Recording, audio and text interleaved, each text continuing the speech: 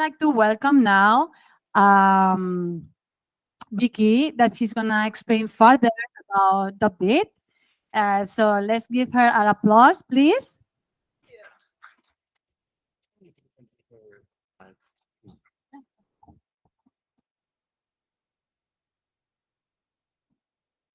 So thank you for inviting me to the event, and thank you, Michelle, for introducing Dalbit. I think it saves me a lot of time to introduce Dalbit again. So let's moving on to this part. I'm not going to talk about marketing, even though I'm in charge of the marketing team of Dalbit. So we're going to before actually 3 weeks ago, I planned to do a presentation talking about why sovereign individuals and sovereign data sovereignty is so important and is the future of Web3. But about 2 weeks ago, I went to Stanford to attend Professor Dan Bernay's last class in this semester. So he invited the general partner from A16Z, Ali Yaya, to his as guest speaker to his class. So they were talking about by the end of the class, they were talking about what are the most exciting innovations in Web3 they are looking forward to. And they mentioned, the first thing they mentioned and emphasized is identity. So I changed my topic a little bit to this one. So why do we need an identity in Web3, and what is identity means in Web3? And then we're talking about what is the bit, what is the uniqueness of the bit, and our next step. So like I mentioned, what is identity and why identity is so important for Web3? Let's take a real life as an example. So in real life, everything, human interaction, our finance system is built on trust, and trust is based on identity. For example, if I today go to Korean bank, say I want to borrow money from Korean bank for my personal investment, and I would like to have around 2 billion Korean won. And probably the bank will refuse me because I am a foreigner. I do not have a credit system based on my national identity in Korea. And I do not have a social reputation in this society. So they will refuse me. So what about maybe, how to say this name?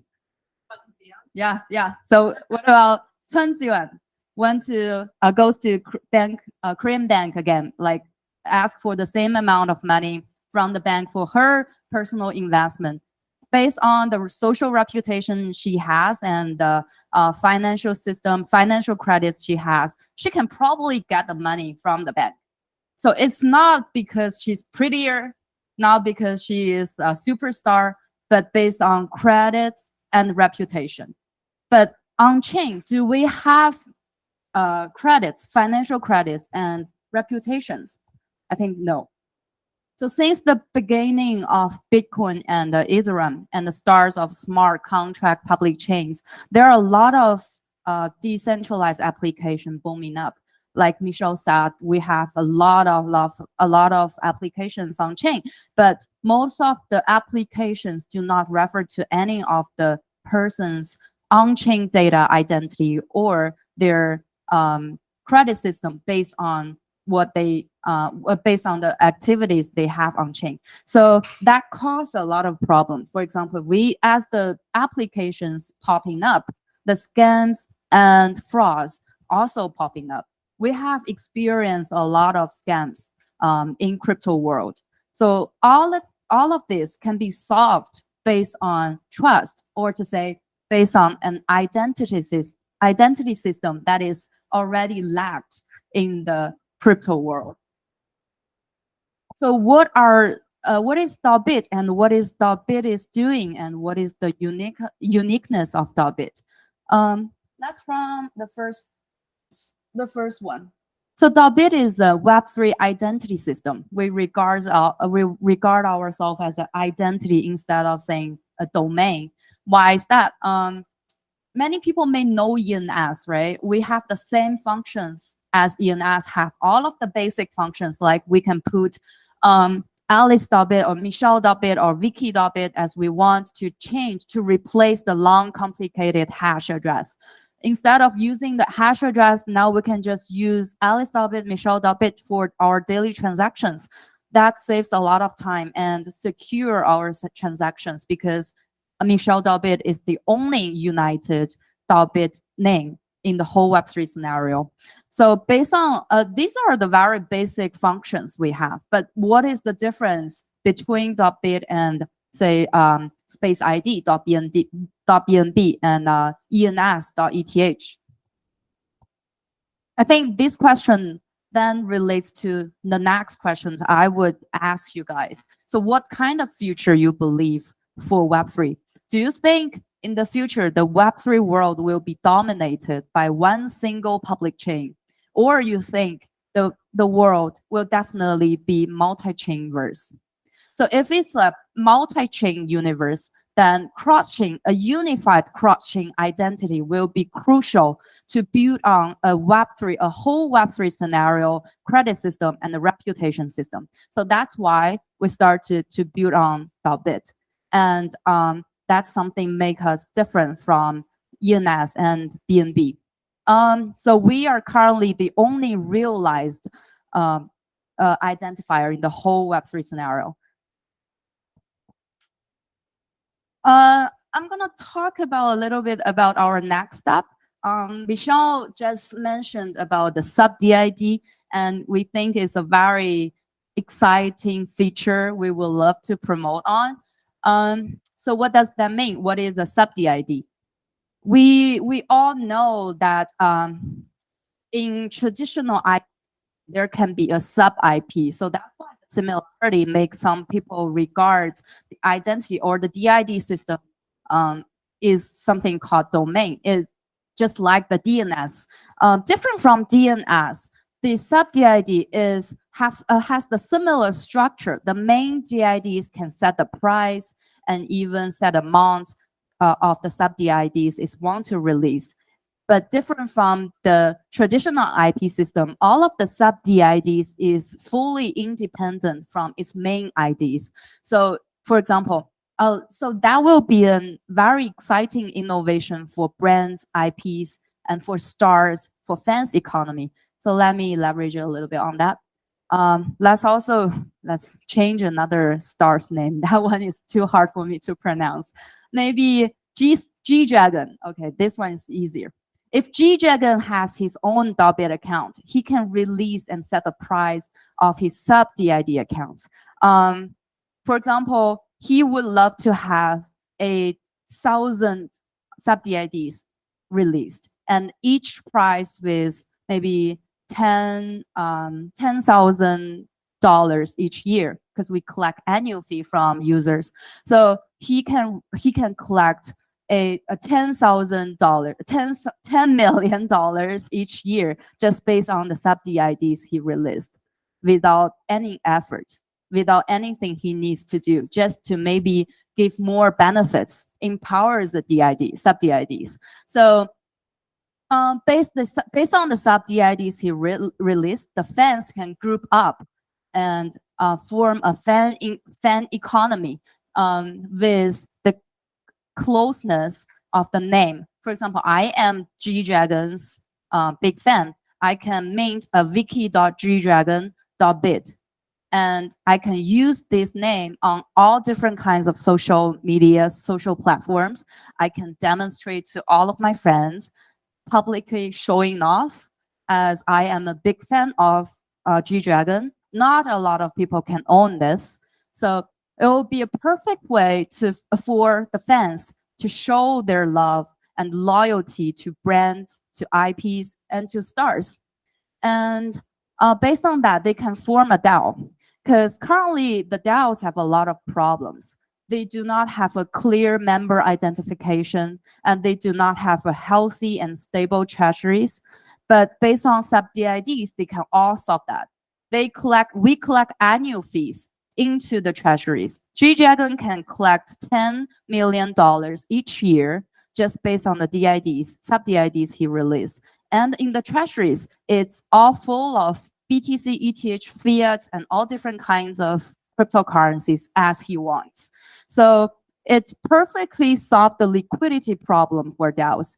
And GJ then can use the money and use the treasury, use the sub-DID to form a DAO. The fans can vote on wherever maybe they want him to hold a concert. They can vote on maybe we want next year to have a concert in Seoul first and maybe Singapore second.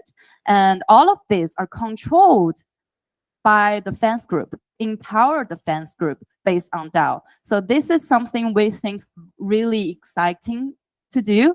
And our next step is to work with the entertainment industry and many communities to better promote the idea of sub-DIDs. And I don't have the QR code of the bit prepared in the end, but we're happy to have more topic if you guys have any questions to me or about the bit. Thank you.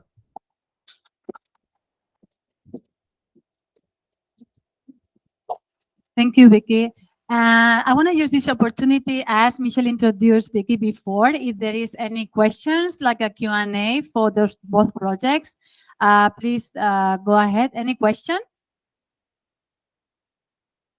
about go-to-market strategy for a network? Or okay, I see there a hand. Wait, they will give you a micro. Yeah, thank you for the talks. I just wonder, what is the revenue model of the business model of the .bit? So for the 5-digit, it's based on the length of the name you're applying for, registering for. So if it's 5-digit and above, it will be $5 each year. So if 4-digit, it will be 160, and if it's 3, it will be 640. And 2 is not really, 2 and 1 is still reserved, and we're waiting for release later. Yeah. Thank you. Any more question? Oh, I see another question. Great. Okay, so in advance, thank you for the great presentation for both of you guys.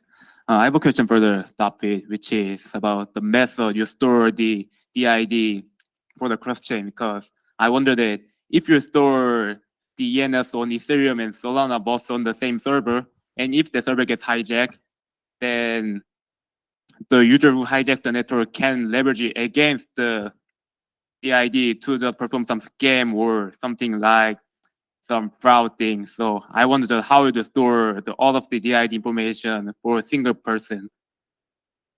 So .bit is more like a data container. We do not collect any data information from the users. So all of the information will be stored on Nervo CKB. The storage is on Nervo CKB, but our project personally do not collect any data from the user. Then I wonder, how would you connect a single person's address? Like, how would you guarantee that like ABC.bit is same for all of the chains? Yeah.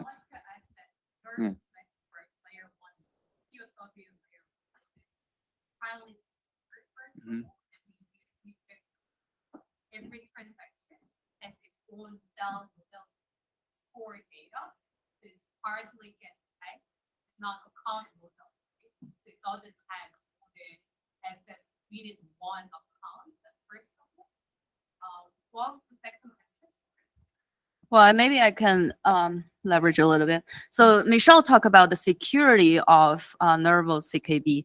Based on Nervo's, it has a really elegant algorithm design. So Nervos enables .bit to verify any arithmetic cryptographic algorithm signature from any public chain. So that's why we can connect or we can cross-chain. That's the basic reason we can go cross-chain.